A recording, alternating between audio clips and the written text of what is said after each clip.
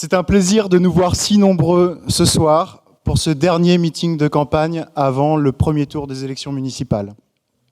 Je suis Charles Reverchon-Billot, vous l'avez vu ici, candidat sur la liste de Poitiers Collectif, et je vais être l'introducteur et l'animateur de cette soirée. Lorsque nous avons préparé cet événement, il nous a semblé qu'il était important qu'il ressemble à ce qu'est Poitiers Collectif. En effet, si vous comptiez voir une seule personne parler ce soir, seule, sur scène, pendant 1h30, c'est pas ce soir qu'il fallait venir. Ce soir, vous allez pouvoir entendre Alexandra Bénard, Bastien Bernella, Lisa Bellucco, Laurent Lucot et pour finir, Léonore Monconduit, qui vont tour à tour prendre la parole sur différentes thématiques.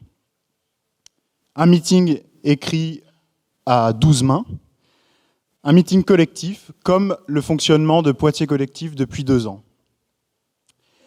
À chaque plénière de Poitiers Collectif, à chaque événement, nous avons pris l'habitude de représenter la démarche, tenter d'expliquer ce qu'est cet ovni politique qui est apparu dans la sphère poitevine. Certains et certaines connaissent d'ailleurs par cœur certains de nos dictons. Le projet avant les têtes avant... Ouais, c'est un peu mou.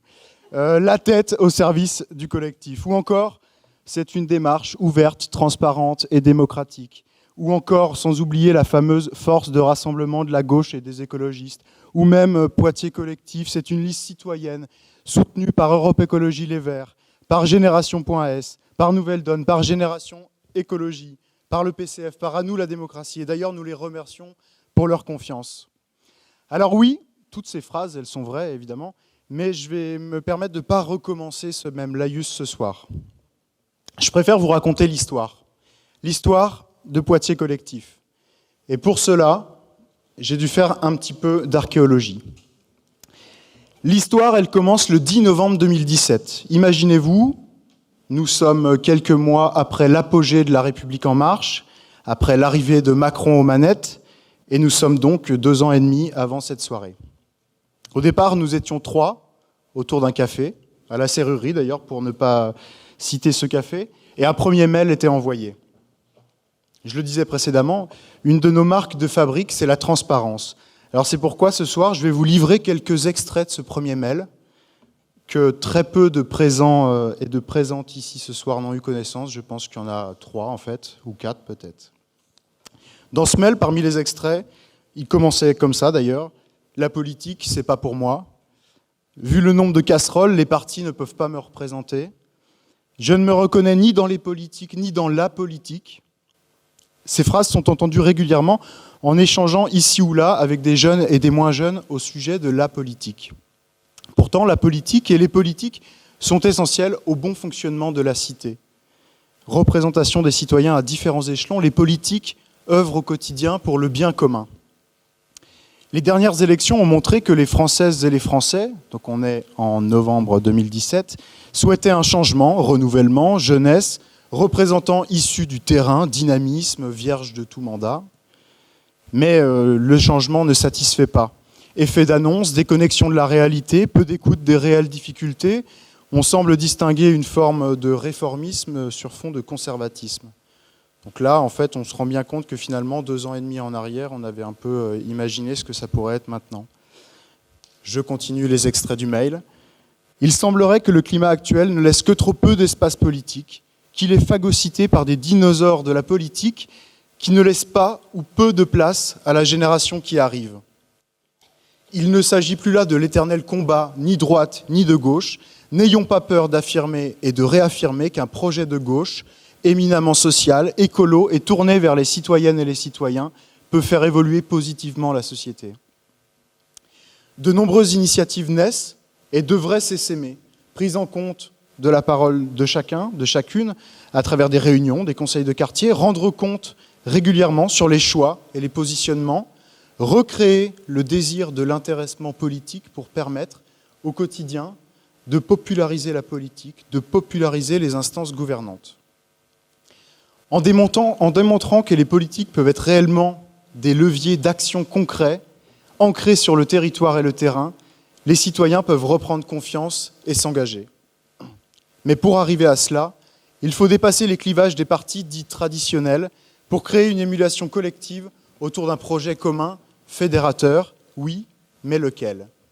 Nous étions en novembre 2017 et nous ne pouvions imaginer que ce lequel deviendrait Poitiers collectif. Et pourtant, ce message annonçait le début d'une incroyable aventure. Une aventure humaine, certes, mais surtout un projet colossal mené par une équipe qui n'a cessé de croître, une équipe déterminée. De 3, nous sommes passés à 10, puis à 20. Nous étions début 2018. Il nous faudra alors 6 mois pour construire les 2 ans qui nous attendaient. Nous exprimions à ce moment-là nos rêves et nos révoltes, pour mieux définir ce qui faisait commun, ce que serait Poitiers collectif, qui ne s'appelait pas encore ainsi. Le printemps 2020 est encore loin, mais certains y pensent déjà. C'est en ces termes que la Nouvelle République relatait la première plénière publique de Poitiers collectif qui eut lieu le 18 octobre 2018. Le printemps, nous y sommes, enfin presque. Et on n'y pense plus, on y croit. Sur le premier livret de présentation de Poitiers collectif, il y avait une frise chronologique dans les dernières pages pour celles et ceux qui l'auraient parcouru.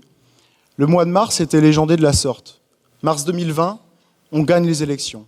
L'échéance se rapproche. Octobre 2018, mars 2020, 17 mois. Et pour vous donner une petite idée que cela représente, j'ai repris ma casquette d'archéologue. Et c'est assez facile puisque sur notre site internet, poitierscollectif.fr, on consigne tout, tous les comptes rendus, tous les événements, tous les communiqués. N'hésitez pas d'ailleurs à aller y jeter un œil. En 17 mois, Poitiers collectif, c'est 89 événements publics, 90 si on ajoute le meeting de ce soir. Ça fait à peu près 5-27 par mois. En 17 mois, Poitiers collectif, c'est 106 communiqués de presse. Ils n'ont pas tous été relayés, mais c'est quand même pas mal. En 17 mois, Poitiers collectif, c'est plus de 6000 personnes ayant participé à nos 90 événements publics. En 17 mois, Poitiers collectif, c'est des milliers d'interactions sur les réseaux sociaux. Il y a 17 mois, Poitiers collectif n'existait pas. Aujourd'hui, Poitiers collectif est la seule alternative crédible pour Poitiers.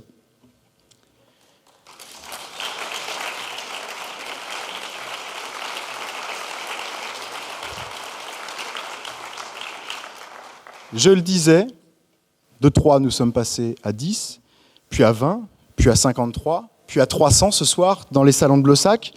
Et voter dimanche n'est qu'une première étape, pour Poitiers collectif, bien sûr. Voter le 22 n'est qu'une seconde étape. Et la jeunesse de Poitiers collectif nous pousse à poursuivre la dynamique une fois élue à Poitiers et à Grand Poitiers, pour que Poitiers collectif existe dedans et dehors, pour que ce bouillonnement d'idées nourrisse le quotidien des élus. Nous serons le souffle dont Poitiers a besoin. Merci.